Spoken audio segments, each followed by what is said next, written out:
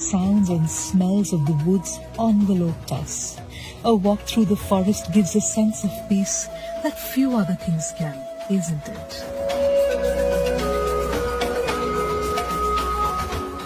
Flowers dot the landscape of Nepal. The most popular endemic varieties being rhododendrons. In these flowers, we saw violet, intense violet, enchanting violet. It reminded us that in Nepal, beauty is everywhere. And I believe that a country crowned by the mighty Himalayas cannot be poor. A country made of beautiful hills with singing waterfalls.